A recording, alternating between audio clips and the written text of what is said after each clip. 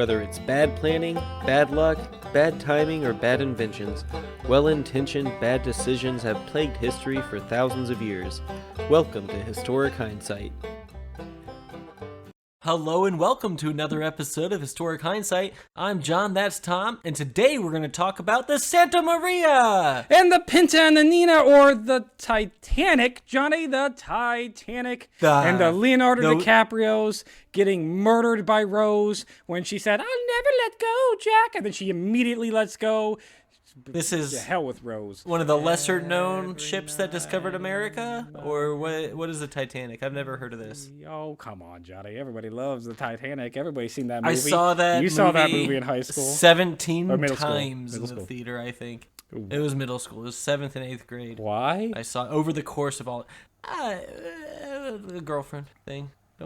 Okay, I gotcha. She liked it. Well, Johnny... It was a very long movie. Every night in my dreams, I know I think about the Titanic and how they found it and whatever happened to it. And today we're actually going to talk about the finding of the sunken Titanic and how even through all of our lifetime... So we're not talking about how it sank. No, not how it sank. We're talking about the discovery of it and how it was a complete and total cover-up.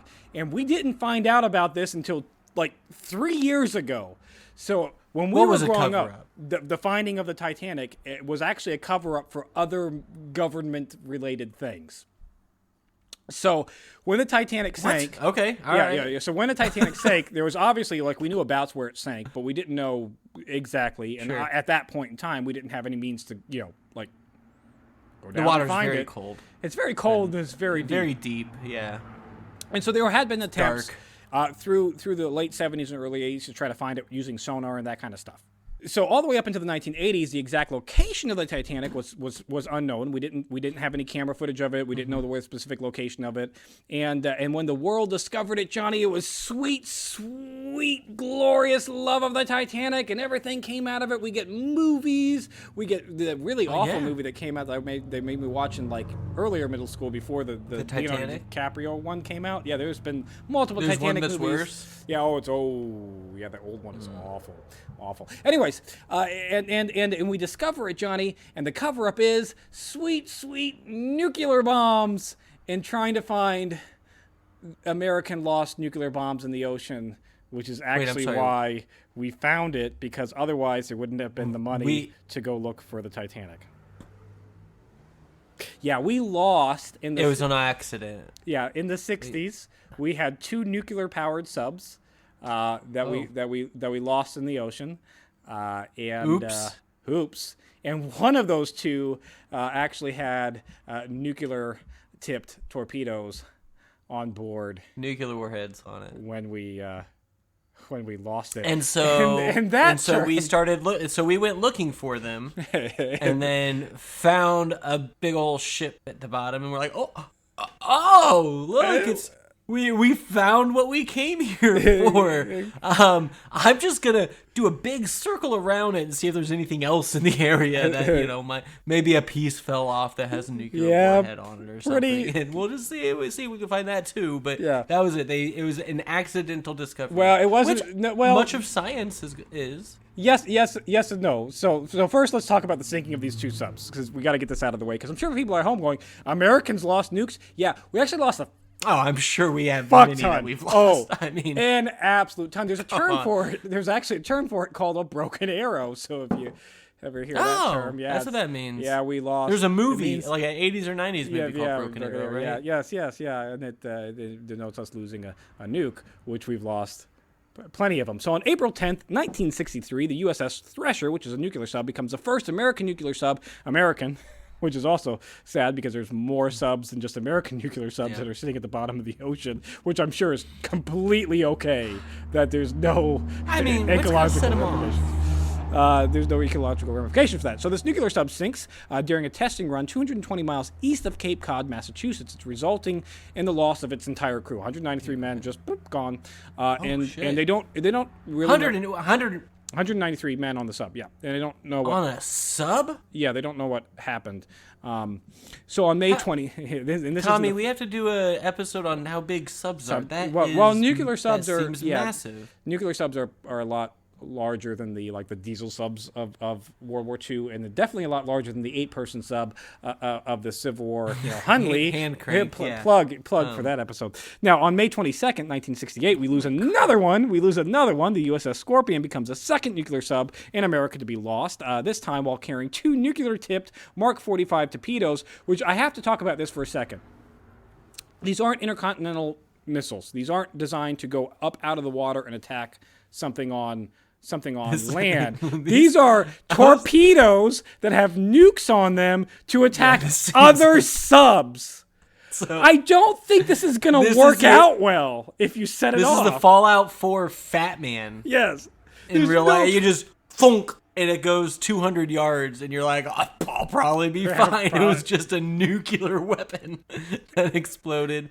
And if you watched, what was the range? I don't know. But if you watch our episode, I would hope miles. I hope. But if you watch our episode on the Hunley, they had the bomb on a stick that was like 16 feet away, and it worked though. It blew up the ship. It sure did, and it fucking killed them. It killed them. Mission accomplished. I'm pretty sure if they were to set off this nuclear-tipped torpedo, the shockwave in the ocean is probably going to screw. I mean, surely it was a suicide mission. And the people on it would have, whoever would have had to use these knew going in. Yeah, that's good night.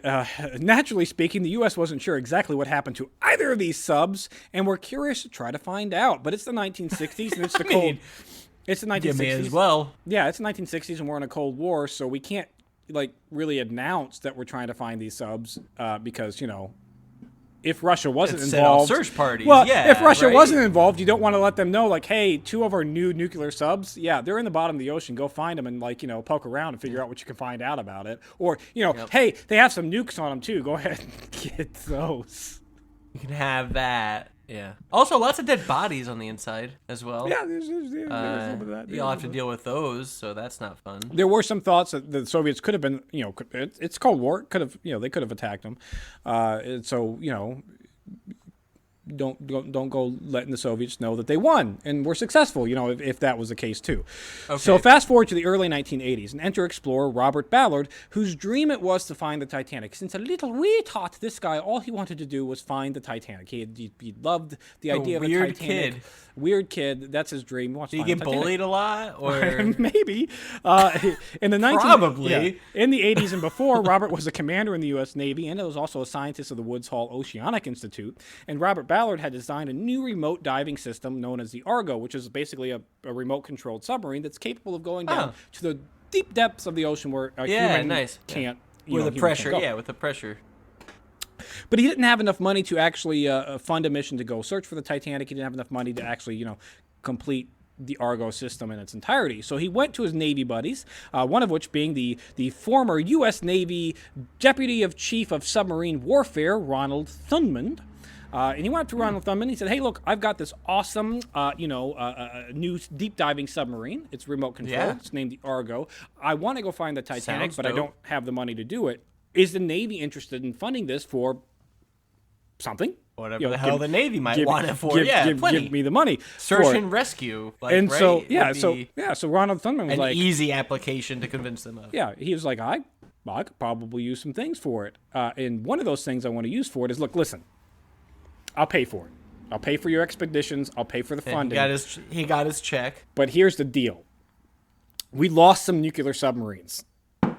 A couple years ago, and we need to find them because why did he tell him nuclear? He should have subs. We lost.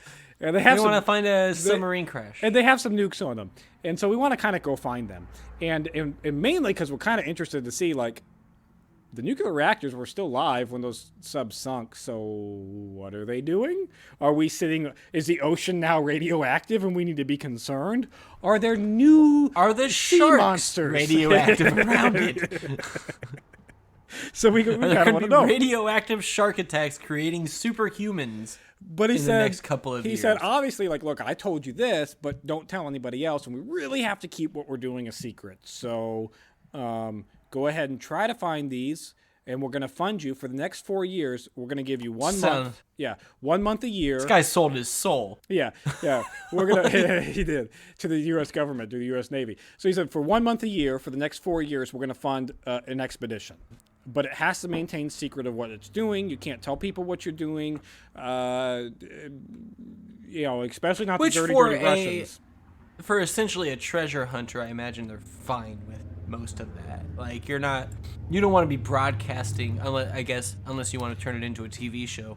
You don't want to be broadcasting that you're hunting treasure and where you're hunting treasure and why. Yeah, well, yes, but Johnny, if you also remember that the Titanic did sink in a commercial shipping lane, where the Titanic was going, it was a commercial vessel going from England to the United States, and so if you have a boat crew that's out there with a strange-looking submarine just happening to dive randomly in different locations at the height of the Cold War, it might make the Soviets a little bit like.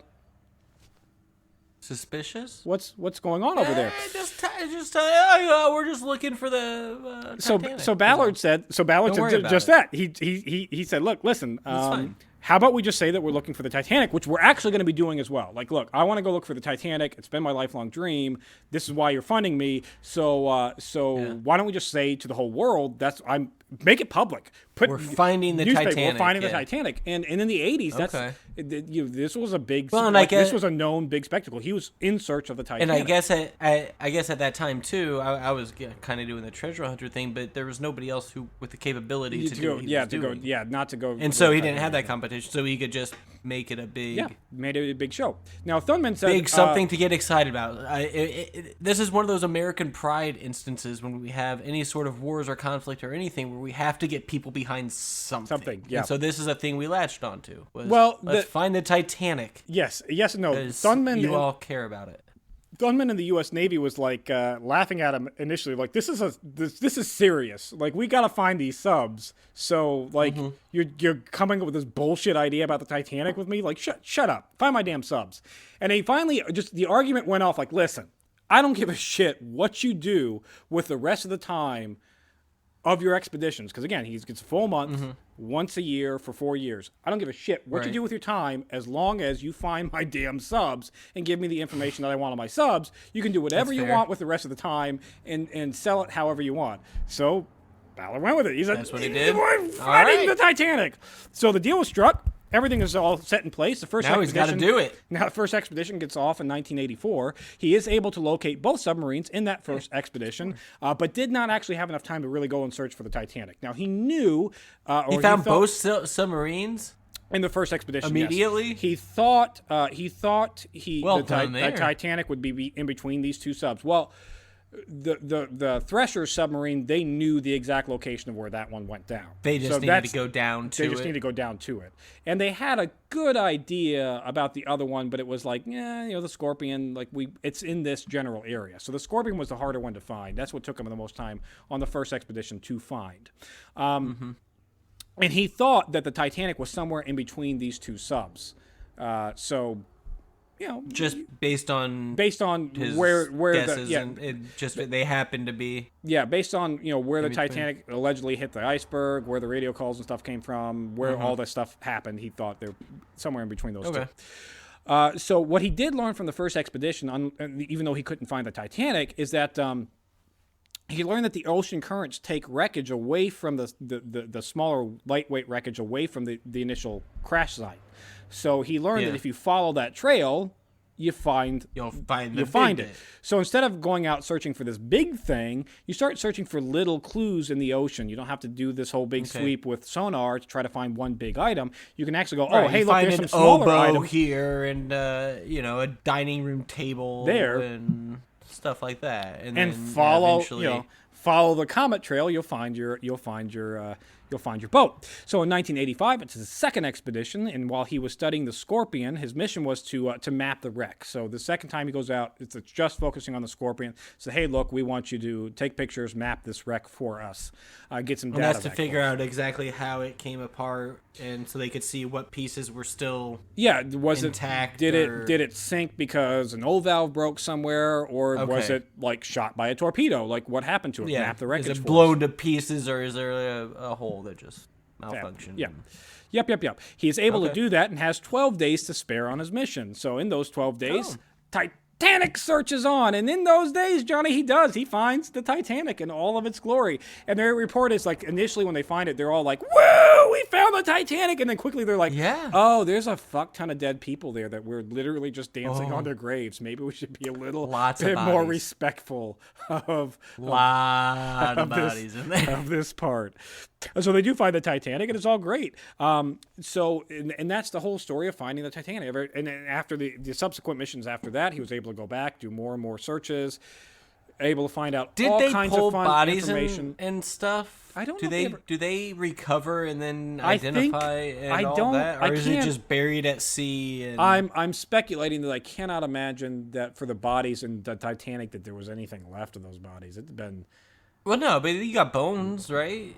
It's been like 90, maybe. I don't know what the ocean does. I don't know what salt water does to bones. I mean, salt water eats everything eventually. And it's been you got to figure some skeletons are good. Bones are going to last. For at that point, it's been 70 years though, so I don't know. Maybe, anyways. I don't know. If anybody knows how long it takes to dissolve bones in an ocean, let us know. Maybe a shark eats. I don't know. Are sharks like dogs? And maybe put yourself on a list for whatever reason you know that information. But yeah, so we've subsequently robbed it of all its riches that it had, right? Well, the Titanic, expeditions to get a bunch of and just essentially grave robbed. Yeah, we grave robbed the shit out of it. Now, you might be asking yourself, so what did the Navy learn about our two nuclear subs? Since this was all a cover, the Titanic finding that was a cover up for these two, so we might be a little bit more concerned about. That's why I'm focusing more on the subs. So did we get the nuclear sub? So the USS Thresher, we discovered that it likely sunk due to a malfunction in saltwater pipe fittings that used silver brazing soldering. And even before shoot away, and even before silver's not that submarine, even before that submarine set sail, they knew that the silver solder was not a good idea on the pipe fittings, and we're like, maybe we should fix that. And it's the U.S. Navy, and they said, "Nah, it's good. Send it away. It'll be fine." You're only going across the ocean. They found out that on average 14% of those fittings would fail in the ocean, and but they determined that was a lot of fittings. Yeah, they determined that was too low of a number, and the likelihood of one of those fittings being important was too low to justify the cost of fixing it. Oh, so, yeah, okay, that sounds very U.S. government-y. Oops. Yeah. A bunch of people who aren't going to be on it deciding that, you know what, probably. If only 14% fail, the likelihood that the one that's important is going to fail is pretty low. So pretty low. You guys are good. Don't worry about it. So that Those one guys haven't gotten vaccinated, Tommy. Yeah, the U.S. Navy has determined officially pretty much that the Thresher was an accidental whoopsies. Now the Scorpion, we still don't know. With all the mapping, with all the studyings that we've done of it, there are still a lot of questions to be had. The the official Navy theory is that it's inconclusive. There is no official Navy theory. There are top theories they think probably happened, but the official report still says inconclusive. Now, is that just because the pictures are unclear? They're unable to find based on the pictures, there's nothing. There is a big old hole in the boat. Can they pull it up? Well, something blew in the sub.